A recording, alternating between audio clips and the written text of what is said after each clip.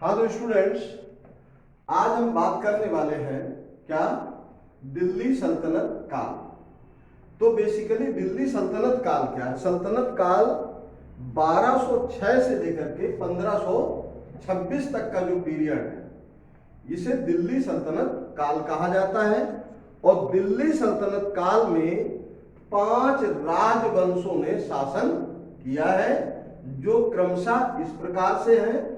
पहले है आपका, सबसे पहले गुलाम वंश, जिसको हम अंग्रेजी में स्लेव डायनेस्टी, हिंदी में दास वंश भी कहते हैं, जो कि पीरियड है 1206 से लेकर के 1290 तक का। देन आपका आता है खिलजी वंश। कौन सा है? खिलजी वंश, जिसका पीरियड है 1290 से लेकर के 1320 तक का। राइट। फिर इसके बाद आता है खिलजी वंश के बाद तुगलक वंश। क्या है? तुगलक वंश, जो कि इसका पीरियड है 1320 से लेकर के 1414 तक। राइट। सैयद वंश। और इसके बाद आपका आता है सैयद वंश। राइट। इसका पीरियड आपका 1414 से लेकर के 1451 तक का है। और देन आता है आपका लोदी वंश। लोदी वंश, जो कि 1451 से लेकर के 1526 तक रहता है। और इसी के बाद मुगल डायनेस्टी शुरू हो जाती है, क्योंकि पानीपत के प्रथम युद्ध में इब्राहिम लोदी को हरा करके, जो कि लोदी वंश के आखिरी शासक थे, बाबर ने लोदी वंश के आखिरी शासक इब्राहिम लोदी को हरा करके मुगल वंश की नींव डाली। यहां तक तो मेरे ख्याल से बिल्कुल क्लियर हो रहा है। अब अगर इस ट्रिक को, इन 5 डायनेस्टीज को याद रखना है, तो इसकी एक ट्रिक भी है। इसको आप इस तरीके से भी याद रख सकते हो, गुल खिलाओ तो सालो। गुल खिलाओ तो सालो। अब अगर जैसे ये कह देंगे गुल खिलाओ, तो गुल से गुलाम, खिल से खिलजी, और तो से तू मतलब तुगलक, और सा से सैयद, लो से लोदी। गुल खिलाओ तो सालो। ये पांचों एक फनी ट्रिक से आप याद रख सकते हैं। राइट। वैसे इसकी एक ट्रिक पर हमने ऑलरेडी एक वीडियो बनाया हुआ है, आप लोग उस पर भी जा सकते हैं, जो कि ऑलरेडी वीडियो पड़ा हुआ है, उसको देख सकते हैं। अब हम बात करते हैं सबसे पहले दिल्ली सल्तनत काल के पहली डायनेस्टी, पहले राजघराने के बारे में।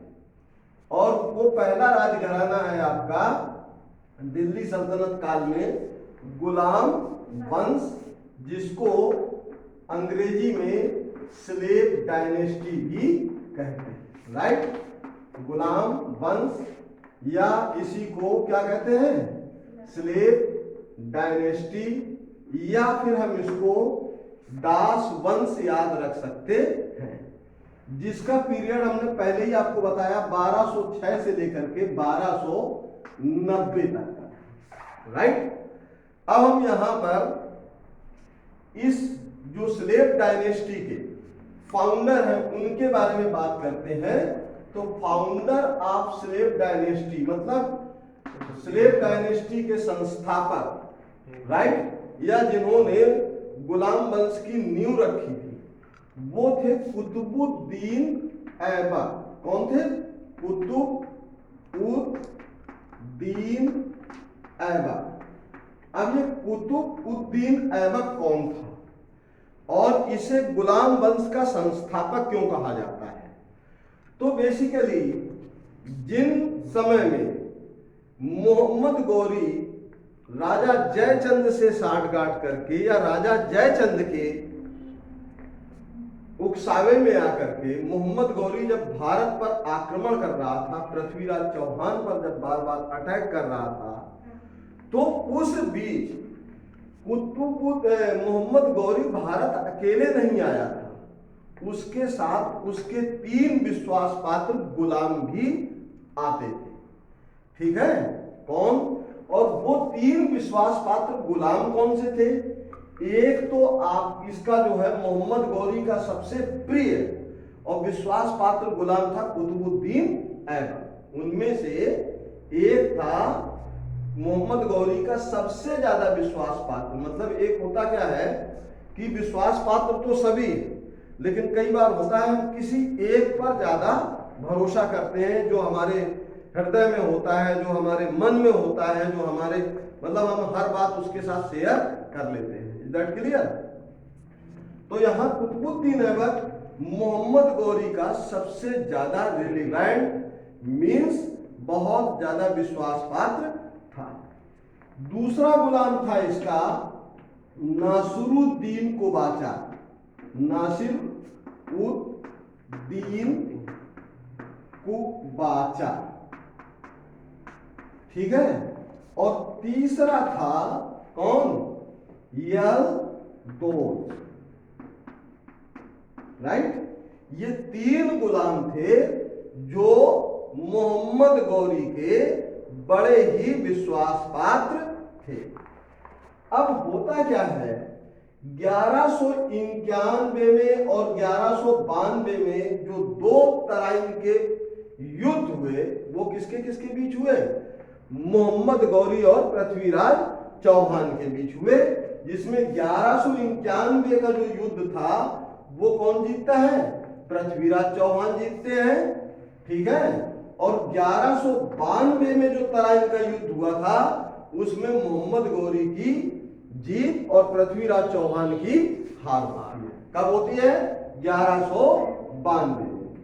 इसी 1192 में मोहम्मद गौरी पृथ्वीराज चौहान को बंदी बना करके कहां ले जाता है? गौर ले जाता है, अपने देश ले जाता है, जहां पर उसे एक काल कोठरी में बंद कर देता है और यहां तक कि उसकी आंखें भी निकाल देता है। Is that clear? इसके बाद 1206 में सभी को पता है कि एक कंपटीशन हुआ जिसमें कि चंद्रबरदाई की एंट्री होती है। चंद्रबरदाई कौन थे बेसिकली? अगर इस पे बारे में हम चर्चा करें तो चंद्रबरदाई पृथ्वीराज चौहान के विश्वास पात्र मित्र और पृथ्वीराज चौहान के हम ये भी कह सकते हैं प्रधानमंत्री भी थे और पृथ्वीराज चौहान के बहुत ही विश्वास पात्र मित्र भी थे। तो उन्होंने जब एंट्री होती है कब? 1206 में। कहां पे? गौर में। और गौर में जाकर के उससे कहते हैं मोहम्मद गौरी से कि भाई तुमने क्या शासन किया है? शासन तो हमारे जो है राजा करते थे, और अगर आज वो जो है आंखें निकाल ली तो क्या इसका मतलब वो क्षत्रिय नहीं रहे? क्षत्रिय जीवन भर क्षत्रिय रहता है। और इवन देन आंखें ही तो नहीं है, युद्ध करने की कला तो वो आज भी बहुत अच्छे तरीके से जानते हैं। तो उन्होंने कहा भाई अंधा आदमी कैसे युद्ध कर लेगा? क्या बेवकूफी की बात कर रहे हो, या क्या तुम बड़ी बड़ी लंबी लंबी फेंक रहे हो? तो उन्होंने नहीं, फेंक नहीं कहा। उन्हें शब्द भेद चौहान ऐसे ही नहीं कहा गया है, वो बिना आंखों के भी निशाना बहुत अच्छा लगा सकते हैं। तो उस पर एक कंपटीशन हुआ। कंपटीशन में होता क्या है कि पृथ्वीराज चौहान की आंखें तो थी ही नहीं, इनको धनुष बाण दे दिया गया और ये कहा गया कि भाई इस घंटी पर निशाना लगाओ। तो उसे आदेश कौन दे रहा था? पृथ्वीराज चौहान को आदेश देने वाला एक गुलाम था। तो उन्होंने कहा चूंकि वो एक राजा है, ये किसने एक्सप्लेनेशन किया? चंद्रबरदाई ने। क्योंकि वो एक राजा है और राजा कभी गुलाम पर वार नहीं करता है, आप एक राजा हैं, आप आदेश दीजिए। मोहम्मद गौरी को जब ऐसा कहा गया तो मोहम्मद गौरी ने कहा कि ठीक है पृथ्वी, धनुष बाण उठाओ और निशाना लगाओ। ऐसा करके 3 बार पृथ्वीराज चौहान ने निशाना लगाया और चौथी बार उनके गले में ही अपना जो है तीर छोड़ दिया, जबकि उसी समय चंद्रबरदाई ने अपने जीवन की अंतिम पंक्तियों को भेंट किया था या अंतिम पंक्तियां बोली थी। ऐसा पृथ्वीराज रासों में भी रचित है, लिखित है कि चंद्रवरदाई के जीवन की अंतिम पंक्तियां वो यही अंतिम पंक्तियां थी। 4 हाथ 24 गज अंगुल अष्ट प्रमाण, ता ऊपर सुल्तान है अब मत चूको चौहान। Is that clear? तो यहां तक तो आप लोगों को शायद समझ में आ गया, हमने काफी बैकग्राउंड बता दिया। अब होता क्या है कि जब 1192 में तराइन का द्वितीय युद्ध मोहम्मद गौरी जीत गया और जीतने के बाद जब ये चला गया कहां पे, वापस गौर चला गया, और गौर जाते समय उसने भारत पर सत्ता तो की लेकिन खुद काबिज ना होकर के उसने भारत को किसके हवाले कर दिया, अपने इन 3 गुलामों के हवाले कर दिया। राइट? जिसमें जो दिल्ली थी पृथ्वीराज चौहान की, उसकी सत्ता को सौंपा किसके हाथों में, कुतुबुद्दीन ऐबक के हाथों में। बंगाल नासिरुद्दीन कुबाचा को। राइट? ये कहां का शासक बना, बंगाल का। राइट? बंगाल सौंप दिया नासिरुद्दीन कुबाचा को, और मुल्तान सिंधु प्रांत सौंप दिया किसको, यलदोज को। किसको, यलदोज को क्या दे दिया गया, मुल्तान। राइट? अब यहां तक बिल्कुल, अब हिस्ट्री यहां से क्लियर होती है। बंगाल किसके पास, नासिरुद्दीन कुबाचा को, और कुतुबुद्दीन ऐबक को दिल्ली। मुल्तान जगह है, प्रांत है। राइट? मुल्तान प्रांत जिसको सिंधु प्रांत के नाम से भी जानते हैं, और बेसिकली ये लाहौर तक इसकी सीमा आती है। हाँ, लाहौर पाकिस्तान तक, जो अब पाकिस्तान है। ठीक है? तो ये जो है सौंप दिया गया। अब ये तीनों गुलामों के बारे में एक और खास बात बता दें, ये तीनों गुलाम, तीनों की तीनों जो किसके गुलाम हैं, मोहम्मद गौरी के। ये तीनों गुलाम आपस में रिश्तेदार भी हैं। इनकी आपस में क्या क्या रिश्तेदारियां हैं ये आगे हम चल करके वीडियो में जिक्र करेंगे। आप लोग जो है बस शांति से देखते रहिए, समझते रहिए। Is that clear? अब हम बात कर रहे हैं कि यहां तक क्लियर हो गया। फिर इसके बाद 1206 में जब मोहम्मद गौरी की डेथ हो जाती है तो इसी के बाद गुलाम वंश की नींव रखी जाती है। राइट? अब इसे गुलाम वंश क्यों कहा गया है, क्योंकि यहां पर गुलाम दर गुलाम, मतलब एक गुलाम के बाद दूसरा, दूसरे गुलाम के बाद तीसरा, मतलब गुलामों ने शासन किया है। कहां से लेकर के, 1206 से लेकर के 1290 तक, अर्थात कितने साल हो गए, 84 साल, 84 ईयर्स दिल्ली सल्तनत काल में गुलाम वंश ही रहा है। राइट? अब यहां पर आते हैं किसकी, कुतुबुद्दीन ऐबक के बारे में अब हम शुरुआत करते हैं। कुतुबुद्दीन ऐबक, इसके अगर हम शासन काल की बात करें तो ये कौन था, सबसे पहले तो संस्थापक था, या फाउंडर कह सकते हैं किसका, गुलाम वंश का। संस्थापक है ये गुलाम वंश का, और इसने शासन किया है कुल 1206 से लेकर के 1210। राइट? 1206 से लेकर के 1210 तक इसने शासन किया है। कुल कितने साल, 4 साल। ये चीज क्लियर हो गई। अब इसके बाद अब इनकी हम बात करते हैं तो इन्होंने गुलाम वंश की नींव तो रखी, और ये दिल्ली सल्तनत काल में है, दिल्ली की सत्ता पर ये काबिज हुए, लेकिन ये दिल्ली में कभी रहे नहीं। इन्होंने उसी समय भारत की राजधानी डिक्लेयर कर दी लाहौर। राइट? यह राजधानी दिल्ली को रखा, लेकिन नाम मात्र का दिल्ली राजधानी रही, इन्होंने शासन किया कहां से? लाहौर से, जो कि इस समय कहां है? पाकिस्तान में है। वर्तमान में वो जो है कहां पर है? पाकिस्तान में है। ये चीज क्लियर हो गई।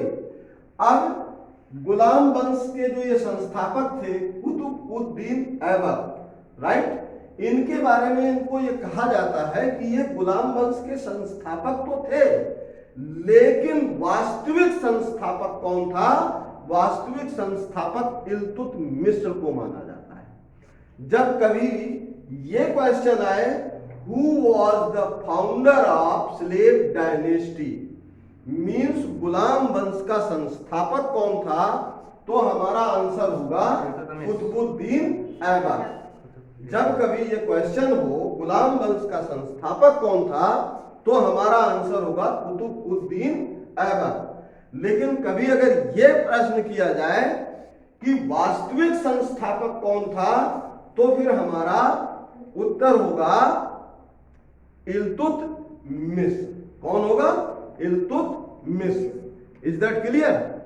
अब यहां पर ये क्वेश्चन तो हमने क्लियर कर दिया, क्या समझ में आ गया? अब इन्होंने 1206 से लेकर के 1210 तक शासन किया। इस बीच इन्होंने किया क्या और कौन लोग इनके टच में थे, राइट? कुतुबुद्दीन ऐबक का भी एक गुलाम था जो बड़ा ही विश्वास पात्र गुलाम था, जिसका नाम है शम्स-उद-दीन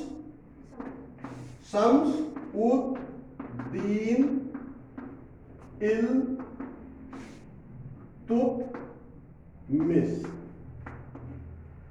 शम्स-उद-दीन इल्तुतमिश, या जिसी को अल्तमश भी कहते हैं। क्या कहते हैं? अल्तमश, राइट? क्या कहते हैं? शम्स-उद-दीन अल्तमश या इल्तुतमिश। ये किसके गुलाम थे? शम्स-उद-दीन इल्तुतमिश ये गुलाम थे कुतुबुद्दीन ऐबक के। देखिए हमने क्या कहा था, ये गुलाम वंश है। पहले कुतुबुद्दीन ऐबक, फिर कुतुबुद्दीन ऐबक का गुलाम शम्स-उद-दीन इल्तुतमिश। ये चीज क्लियर हो रही है कि नहीं? इसके बाद इनके भी एक राजनीतिक गुरु थे। कौन गुरु थे? किसके? कुतुबुद्दीन ऐबक के। कुतुबुद्दीन ऐबक के राजनीतिक गुरु थे कुतुबुद्दीन बख्तियार काकी, राइट? इनके राजनीतिक गुरु की अगर हम बात करें, हम किसके राजनीतिक गुरु की बात कर रहे हैं? किसके पॉलिटिकल टीचर्स की बात कर रहे हैं? Means Qutubuddin Aibak had a political teacher who is known as Qutubuddin Bakhtiyar Kaki. मतलब इनके राजनीतिक गुरु का नाम था कुतुबुद्दीन बख्तियार काकी, राइट? ये इनके राजनीतिक गुरु का नाम था। Is that clear? अब कुतुबुद्दीन के जो गुरु थे कुतुबुद्दीन बख्तियार काकी, जिनसे इन्होंने राजनीति सीखी थी, जिनसे इन्होंने जो है और भी बहुत सारी कलाएं सीखी थी, ठीक है, ये इनका राजनीतिक गुरु थे। इनका एक बेटा था, इनका एक बेटा भी था, और उस बेटे का नाम जानते हो क्या था? आराम शाह। क्या नाम था? आराम शाह। ये इनका बेटा था, जो कि राजनीति बिल्कुल करना नहीं जानता था। एक तरह का मूर्ख टाइप का बेटा था। आराम शाह अपने नाम के अनुकूल पूरी तरह से अपनी लग्जरी लाइफ जीना जानते थे, राइट? जो कुतुबुद्दीन ऐबक के गुलाम हैं, विश्वास पात्र गुलाम है, कौन? शम्स-उद-दीन इल्तुतमिश। उनकी बहादुरी, उनकी दरियादिली से इतना ये प्रभावित थे, उनकी राजनीतिक स्टैंड से या स्टाइल से कह सकते हो, ये इतना प्रभावित थे कि कुतुबुद्दीन ऐबक ने अपने गुलाम के साथ अपनी बेटी का क्या कर दिया था? निकाह कर दिया था। अपनी बेटी से शादी करवा दी थी। ये चीज क्लियर हो गई? मतलब कुतुबुद्दीन ऐबक और इल्तुतमिश क्या हो गए? अब ससुर दामाद हो गए। Is that clear? यहाँ पर गुलामों से शादी करवाने की भी परंपरा रही है। इसमें हम और भी आगे बताएंगे कि किन किन गुलामों ने किस किस से शादी की है। ठीक है, तो यहीं पर जो है इल्तुतमिश की जो बेटी रहेगी रजिया सुल्तान, वो भी अपने गुलाम के प्रेम जाल में फंस जाती है। राइट, उसके बारे में भी हम चर्चा करेंगे, आगे चर्चा करेंगे। राइट, इनके राजनीतिक गुरु कौन हो गए? कुतुबुद्दीन ऐबक बख्तियार, कुतुबुद्दीन बख्तियार काकी। अब इनके अगर हम शौक की बात करें तो भाई साहब इनका शौक क्या था? इनका शौक था वो चोंगा खेलना, चोगान खेलना, जो घोड़े से खेला जाता था।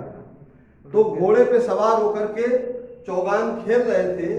तो 1206 से जब सुशासन किया, 1210 में चौगान खेलते समय घोड़े से गिर करके इनकी मृत्यु हो गई थी। और इनकी मृत्यु हुई थी कहां पर? लाहौर में।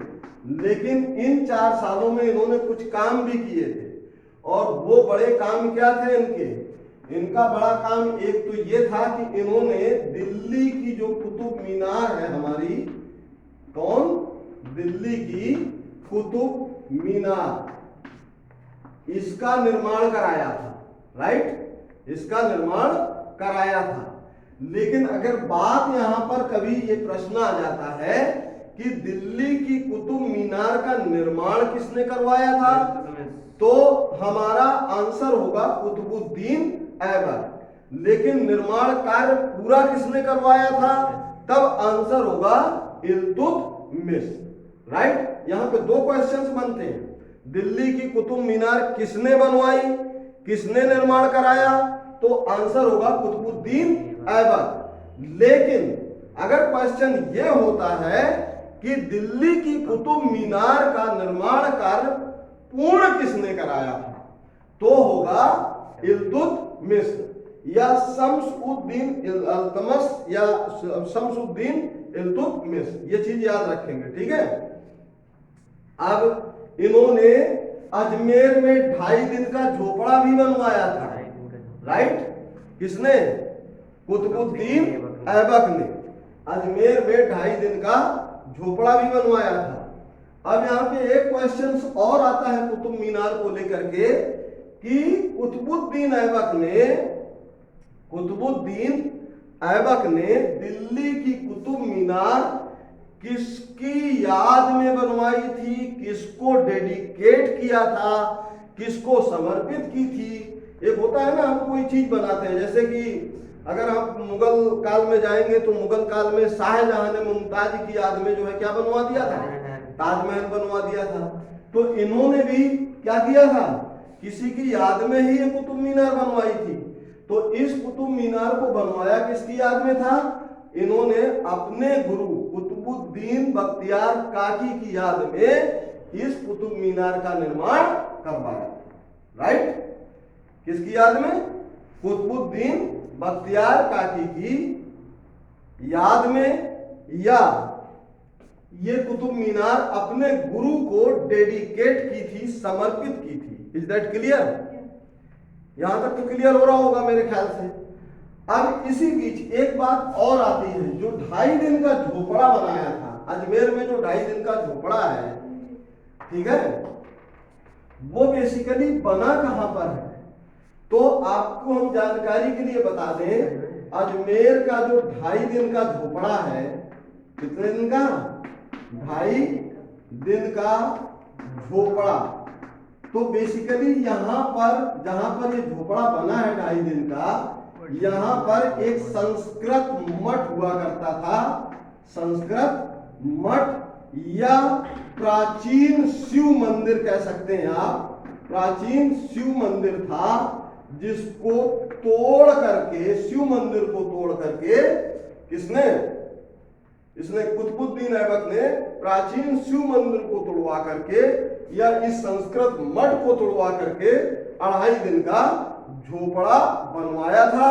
और फाइनली 1210 में लाहौर में चौगान खेलते समय इनकी डेथ हो जाती है। इसी के साथ आज का ये सेशन यहीं पर समाप्त करते हैं। अगर आप लोगों को ये वीडियो पसंद आए तो प्लीज इसे लाइक करें, सब्सक्राइब करें और अपने मित्रों के साथ शेयर करें। Thank you very much.